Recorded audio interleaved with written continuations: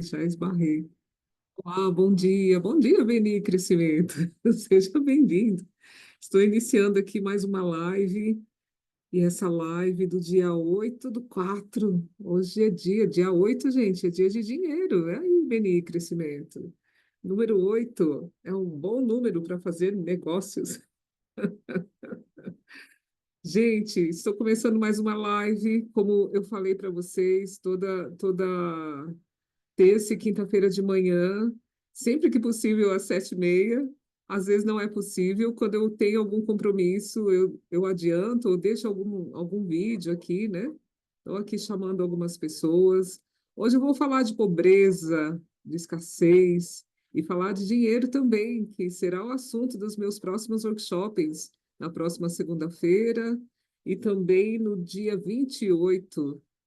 Vamos falar aí, né? O que que é isso? Essa questão de escassez na vida, essa questão de escassez de amor, de escassez de dinheiro, de prosperidade. Será que nós nascemos assim já? Será que é algo que a gente tem de carregar aí do meu sistema familiar? Será que eu não posso evoluir? Será que eu não posso fazer algo diferente para que a minha vida seja melhor, para melhorar a vida de outras pessoas, de pessoas que eu amo? Então, vou falar um pouquinho, é uma live de meia hora, e eu tenho conseguido falar em meia hora, é um milagre, porque eu adoro falar de constelação, né? Para quem não me conhece, passar por aqui, eu sou Sheila Querido, Sheila de Castro Querido, né? Castro da minha mãe, querido do meu pai. Olá, Lídia, querida. Que bom, você passando por aqui. Eu começo uma live surpresa. Nem sempre eu consigo publicar essa live, né, gente? Eu preciso aprender a publicar as lives antes de passar aqui. Geralmente as pessoas assistem depois. E então, né, quem não me conhece, sou Sheila Querido, sou psicóloga, vai fazer 30 anos, gente. Acho que eu vou precisar comemorar isso, né? 30 anos que eu sou psicóloga, 14 anos que eu sou consteladora familiar.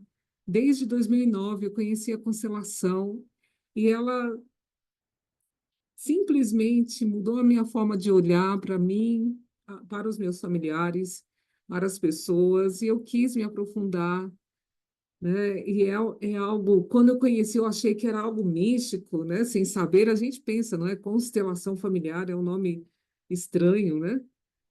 Mas que tomou muita força mundialmente, né? A Bert Helling levou a constelação para muitos países, desde a China até a África, né? E na África que ele começou a ter essa compreensão desse reposicionamento familiar, que é o nome, né?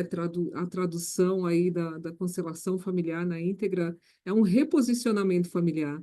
As pessoas, quando vêm para uma sessão de constelação, elas vêm em um lugar de dor e a constelação reposiciona ela para um lugar de amor. E a gente sabe, né? A constelação não cura, mas o amor cura, né? É o amor que cura, não é a facilitadora, não é a constelação.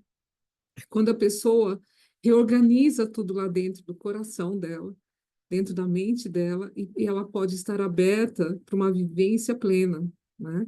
Nem sempre a gente está pronto para uma vivência plena. A gente quer, né, felicidade, a gente quer prosperidade, mas nem sempre a gente está pronto. E a constelação traduz o que é que está ali gritando de dor, seja física, psicológica, seja relacional, seja financeira, seja judiciária, né, pedagógica, o que é que está, ou empresarial, né, o que é que está doendo ali, para poder olhar. Sabe quando a pessoa entra numa máquina de tomografia para poder diagnosticar qual é o nascimento, onde está nascendo aquela dor dentro dela, aquela doença? Então, a constelação é como se fosse essa máquina que ajuda a pessoa a entrar lá dentro e perceber muitas vezes que aquela dor dela não nasceu nela, nasceu talvez nela quando era criança, ou nela na vida uterina, ou nela que era mãe, né? A mãe dela que teve determinado problema na vida e tinha uma depressão, ou o pai, ou o avô, ou a mãe. Nós somos a ponta do iceberg de um grande sistema familiar, né?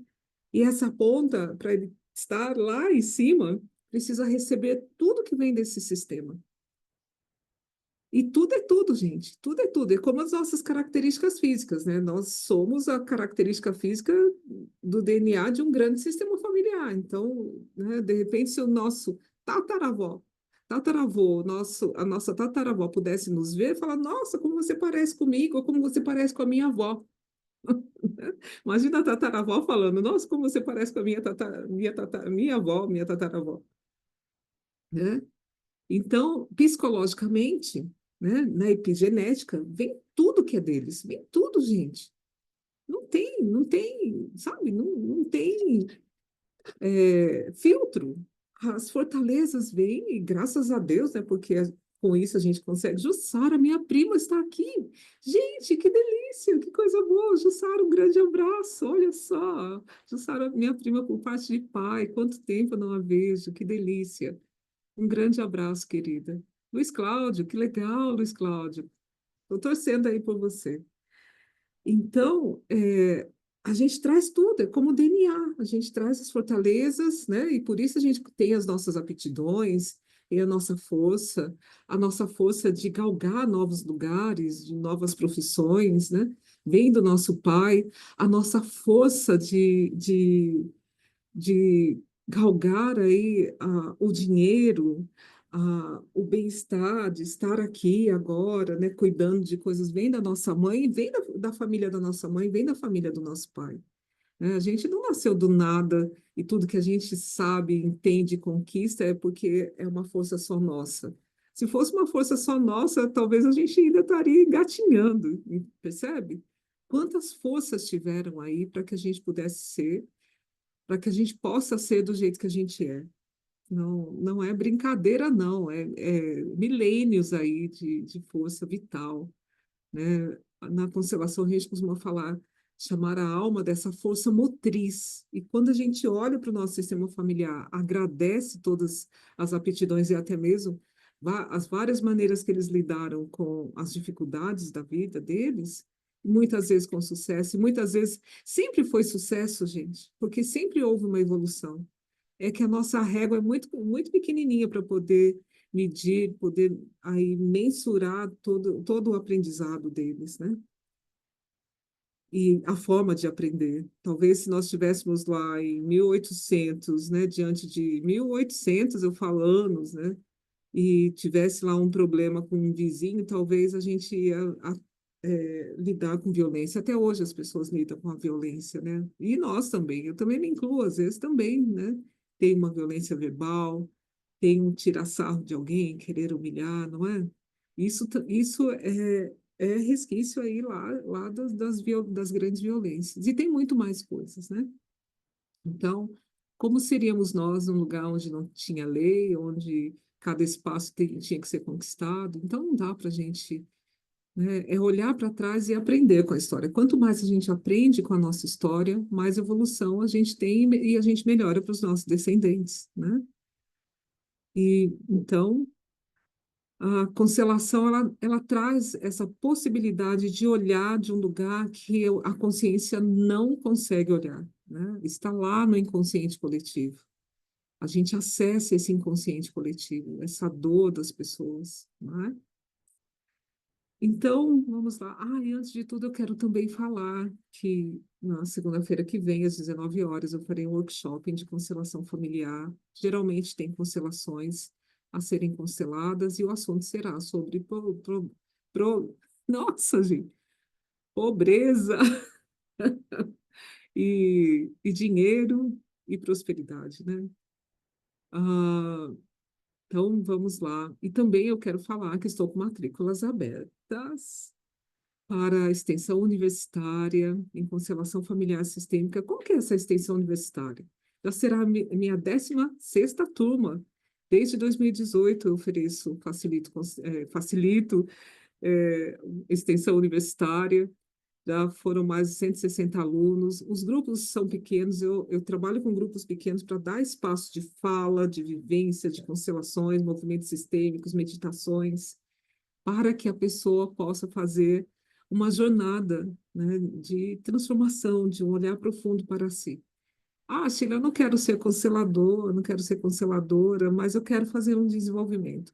Venha, participa até o sétimo módulo, são 10 módulos no total, e até lá você pode ir trabalhando as questões com seus pais, relacionamentos de casais, a sua questão financeira, você com a sua criança interna, e muitas coisas. As ordens da ajuda de Beth Helling, né, que também contribui com a nossa postura na vida, não só quem é constelador precisa conhecer ordens da ajuda.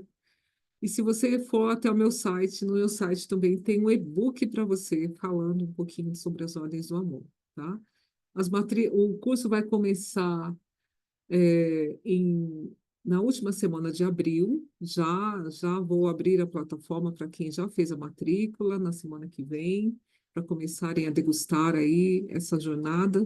Então, se você está pensando em fazer um curso de extensão para autodesenvolvimento ou para ser constelador, a hora é agora, aproveita. E também tem a pós-graduação, com matrículas abertas também. Olá, Marcelo, Fabiana, com matrículas abertas para quem desejar fazer a pós, que são 400 horas, aulas práticas em São José dos Campos, e vamos iniciar também agora em abril, tá bom? Então vamos lá falar um pouquinho pro- é, nossa, eu tô com trava-língua, pobreza, né? Estou aqui com o livro do Bert Hellinger, é um livro fininho, mas, nossa senhora, parece que ele é pesado, gente. Que a gente vai lendo e vai falando, é, Bert Hellinger, é desse jeito mesmo? E ele já começa aqui, né, falando no primeiro parágrafo desse livro, ele fala que o êxito da nossa vida, né? Ah, não, essa aqui é a segunda, peraí. Ele fala que às vezes a gente quer distinguir o sucesso da nossa profissão com o sucesso que a gente tem na família, né? Com a felicidade dos nossos relacionamentos, como se fossem departamentos diferentes da nossa vida. Ele fala que não, né? Ele fala assim, ah, enquanto seguem aí as mesmas leis de êxito, tudo segue as mesmas leis de êxito, mesmas leis da felicidade e da infelicidade. As mesmas leis é a ordem do amor e a ordem da vida, né? Então, o que que ele quer dizer que tudo está ligado às ordens do amor, né? Tudo a gente precisa estar em organização com as ordens do amor. E eu vou falar novamente, né, as ordens do amor, mesmo você que já escutou sobre as ordens do amor, às vezes a gente escuta de um outro dia, um outro lugar, a gente percebe algo diferente, né? As ordens do amor, Bert Hellinger, de tanto facilitar constelações para as pessoas, lá no início dos anos 80, ele percebeu que as pessoas estavam em desordem do amor, estavam desorganizados quanto ao amor. Muitos amavam demais, outros amavam de menos, outros matavam por amor, já viram isso? Né? E tinham ciúmes por amor, né? E protegia demais os filhos porque não acreditava no potencial de seus filhos. Ou tudo isso é preconceito, viu, gente? Também, né, o amor com preconceito. Eu não acredito. O preconceito começa dentro de casa. Quando um pai fala para um filho, olha para um filho, às vezes nem precisa falar, mas olha para um filho e fala, eu não acredito que essa pessoa vai conseguir fazer tal curso. Eu não consigo, não acredito que ele vai conseguir andar até o sofá. Já começa aí o preconceito, né? A gente poda e a gente não acreditando, a gente não dá apoio, né? A gente não incentiva, a gente não olha o lado positivo daquilo. Esse exemplo é muito pequenininho, né? Eu que sou mãe, eu também posso dizer, né? É, é um exercício muitas vezes acreditar, e às vezes a gente não quer acreditar, e a gente poda porque a gente tem medo desse filho ir embora, né? Ir embora e não voltar mais. O que que eu vou fazer? Meu vazio. Nós que somos mãe, eu sou mãe do rapaz de 25 anos, eu tenho que cuidar de mim também, né? Porque ele vai embora, ele precisa ir. E feliz dos pais que os filhos vão e vão bem, vão felizes, vão conquistar, né? É para isso, o filho é uma passagem na nossa vida, né? Ele é para sempre, mas a forma, né? Uma mãe de criança é diferente da mãe de um pré-adolescente, é diferente da mãe do adolescente, é diferente da mãe de um jovem, é diferente da mãe de um adulto, né? Às vezes a gente ainda tem mania, né, de falar, leva o casaco. mas não precisa mais. Se ele vai passar frio, se ele não vai passar frio, se ele já é problema dele, né? Já não é mais nosso, né? Na minha família, eu falei as crianças, né? Como estão, né? A Jussara, minha amiga, está aqui. A gente falei as crianças já estão com filho, a gente já é avó e a gente ainda está falando que são as crianças, né? Então, a gente precisa modificar esse nosso olhar também, né? E é um exercício. Esses dias eu falei com uma pessoa que a filha tem 18 anos, faz duas faculdades, né? E eu falei, felizes as mães que ficam desnecessárias com o tempo, né? E essa idade de 18 anos é a idade que os pais precisam ir tornando desnecessário, né?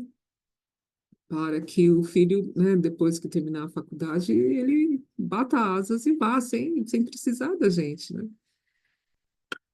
Lógico que é uma conversa boa, são os pais que têm, né? Passar o nosso conhecimento para eles também é bem legal, mas isso não significa que eles precisam ser iguais a nós e fazer o que a gente quer, né? Então, então, por que esse assunto, né? Onde veio parar aí nessa conversa? Quando os pais não acreditam nos seus filhos e vão podando, né? Vão limitando a capacidade deles, e isso, na entrelinha, tem algo ali que está sugerindo uma escassez, né? É como se na entrelinha a gente falar, você precisa depender de mim, percebe? Em alguns nãos, né, para a liberdade do filho, pode levar, sim, a um processo de escassez. Gente, eu estou falando isso, eu estou pensando isso agora, né? Isso pode ser muito sério, não é? Então, o que tem nas ordens do amor que pode ajudar as pessoas a ter mais liberdade? Primeiro que as ordens, para que servem as ordens do amor? Para que as pessoas percebam que ela tem um lugar precioso dentro de um sistema familiar.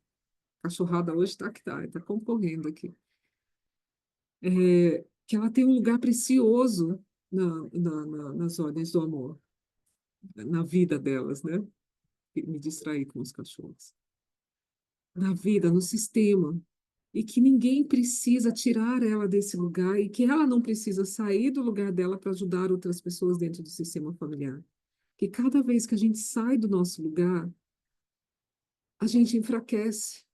É como se o lugar que a gente nasceu tivesse ali uma força esplêndida, maravilhosa, potente, né? E quando a gente sai, a gente enfraquece, né? Como se fosse a kriptonita lá para o Superman. E quando é que a gente sai do nosso lugar, muitas vezes? Quando a gente olha para a mãe, para o pai, independente da nossa idade, principalmente na idade da infância, na idade mais tenra. Quando a gente olha para os nossos pais e fala, eles não são capazes de lidar com esse problema, eu vou salvá-los. Ou eu vou entrar nesse triângulo, né, tem uma dupla ali, que é o meu pai e a minha mãe, eles não se dão bem, eu vou entrar ali para ver se essa relação melhora. Ou eu vou me colocar no lugar do meu pai para minha mãe poder ser mais feliz, ou eu vou colocar no lugar da minha mãe para meu pai ser mais feliz. Percebe? Você não vai conseguir isso, né? Nós, as crianças, não conseguem isso. Acontece muito em relacionamentos onde os pais brigam e as crianças ficam com medo dos pais separarem, ou separam, ou mesmo depois de separados, né?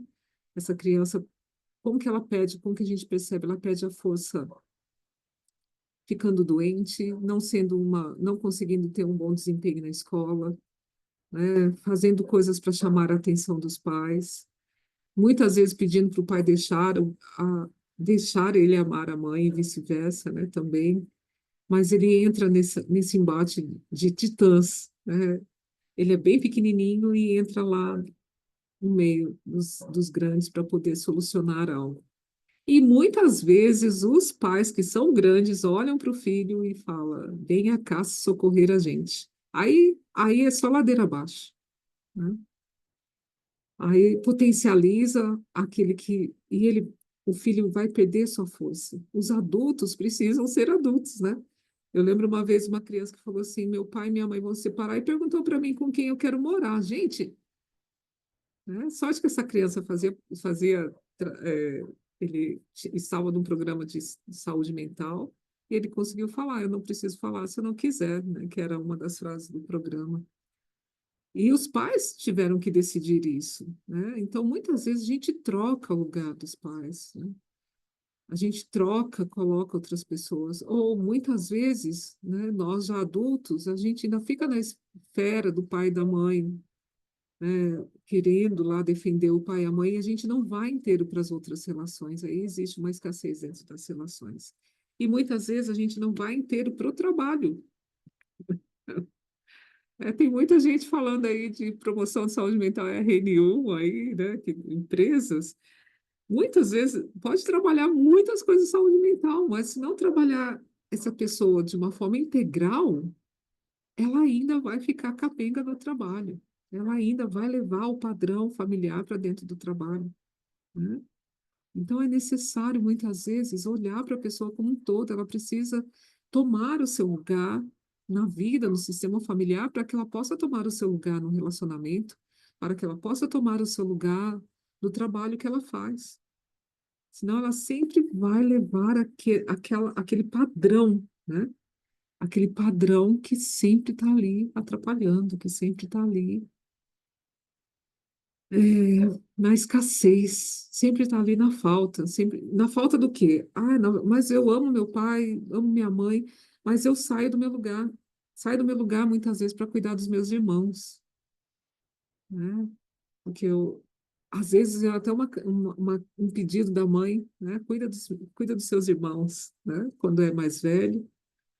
Ou, né, eu vejo às vezes o caçula carregando toda a família, porque ele foi mais privilegiado na questão, quando ele nasceu, a família já não tinha tanta rigidez financeira, já era mais flexível, já estava melhor, o pai e a mãe já estavam mais tranquilos financeiramente, e aí vem a culpa, né?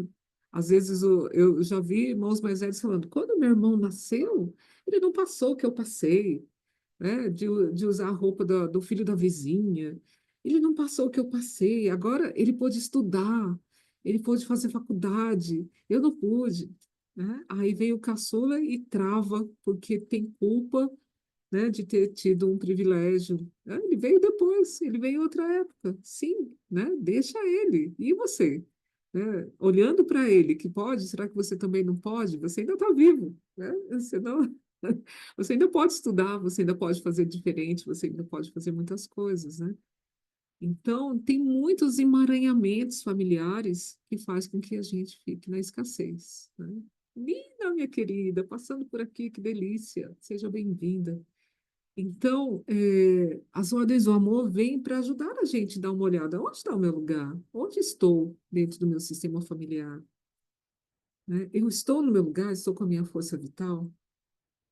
Eu estou com a minha, com, eu não estou carregando algum peso que não seja meu? Eu estou olhando para o meu pai, olhando para minha mãe, do meu lugar de filha, de filho? Ou eu olho para eles e quero fazer o que os pais deles não puderam, o que o marido não fez para a esposa, porque essa relação deles de esposa e marido não tem nada a ver conosco que é filho. E quando a gente se mete a colher na relação do pai e da mãe, criticando um dos dois, nós estamos fora do nosso lugar, enfraquecendo a nossa potência para ir para a vida. E isso a gente precisa prestar atenção. Isso a gente precisa reconhecer para que a gente volte para o nosso lugar de filho. O que que filho faz? Primeiro, o filho obedece. O filho olha para essas relações de pai e mãe e aprende, né? Olha o que tem ali. E se um dos pais vierem reclamar, né, como vários clientes meus falavam, "Ó, meu pai vinha e falava muito mal da minha mãe, a minha mãe falava muito mal do meu pai, minha mãe contava tudo que acontecia entre eles, né? E isso mexeu com a minha cabeça. Tá, quando papai e mamãe vierem contar coisas do relacionamento deles, fala para eles, pai, mãe, eu sou somente o seu filho. Eu sou somente a sua filha. Eu não posso ficar intrometendo na relação de vocês, né? Procure uma ajuda profissional, procure uma amiga, né? Filho não pode ser amigo de mãe e pai. Não é no sentido mas é assim, a mãe é muito maior, o pai é muito maior do que nós. Eles são muito maiores do que nós, né? E E para que eles possam tomar força, precisa ser com alguém maior do que eles. Nós somos menores, né? Por mais que a gente tenha compaixão, né? Por mais que a gente tenha pena, de repente, deles, que é uma gafe nossa, ter pena de pai e mãe, porque eles são muito maiores do que nós. A gente, olá, Gabriela, olá, Reginaldo, que legal vocês passando por aqui, eu fico feliz. A live ficará gravada, se vocês quiserem ver um pouco mais, é uma live de meia hora e já está quase na hora de acabar. Então, quando a gente olha para os nossos pais, a gente fala, puxa, a gente lamenta daquilo que está acontecendo com eles, é importante a gente fazer o exercício do quanto eles têm de capacidade para lidar com aquilo que está na vida dele, naquele momento, naquela relação deles. E a gente pode até abraçar, a gente pode acolher, a gente pode acalentar, a gente pode falar frases de amor, pode fortalecer falando o quanto essa pessoa é especial, né? Essa pessoa simples, normal, né? Natural, que é o nosso pai e a nossa mãe, o quanto ela é importante para a gente, o quanto elas nos fazem felizes, né? O pai e a mãe, mas não dar conselhos, não intrometer. Isso tira a gente do nosso lugar e faz a gente perder a força para conquistar o que é próspero, o que é bom, conquistar, galgar novos lugares, seja nos nossos relacionamentos, nos nossos relacionamentos afetivos, ou até mesmo nas nossas profissões, né? Na nossa carreira, né? Então, muitas vezes, uma escassez começa quando a gente olha para os nossos pais e não percebe a prosperidade, a grandeza que existe neles e a capacidade que eles têm para resolver as suas questões, seja física, né, seja uma questão afetiva por parte deles, um relacionamento deles para com a família deles, né? Esse é o nosso exercício de filho, olhar para os nossos pais com amor. Ah, Sheila, mas meus pais me abandonaram. Olha para eles, né, com amor. Uma vez eu conversei com uma pessoa e ela falou: como que eu vou amar meu pai se meu pai me abandonou? É. E aí ela foi lá entender por que que o pai dela tinha abandonado. E ela viu que a família da mãe, né, tinha desenhado o pai dela como um carrasco. E o pai dela morava no mesmo bairro que ela trabalhava. E ela toda vez passava na rua, né, perto da rua onde o pai morava, e ela xingava, né? Ah, esse pai que me abandonou. Que não sei. Aí um dia ela resolveu ir conhecer esse pai. Eles se esbarravam no supermercado, ela baixava a cabeça desde criança, assim. E ela só lembra de uma boneca que ele deu para ela quando ela era criança. Era a lembrança que ela tinha guardado essa boneca até então, né? E aí, quando ela conheceu aquele pai que ela chegou perto, ela desmoronou, né? Ela pôde ver que ele não era nada daquilo que a família materna tinha desenhado, pintado, falado, né, jogado lá para dentro dela, e que toda aquela raiva que ela tinha do pai dela, ela conseguiu transformar em amor. E no mês de janeiro, ela mandou um recado para mim: Sheila, a minha vida tá leve, a minha vida tá muito leve, eu estou trabalhando com gosto. Eu estou com meu marido agora, ele não é mais meu pai, ele é meu marido, só meu marido, e isso está muito bom, né? Então é isso, né? Vamos olhar com amor aí para os nossos pais, para que a gente possa abrir mão dessa pobreza, essas escassez todas na nossa vida. Eu vou continuar esse assunto na quinta-feira, um pouco mais aprofundado, lendo mais alguma parte do livro do Bert Helling.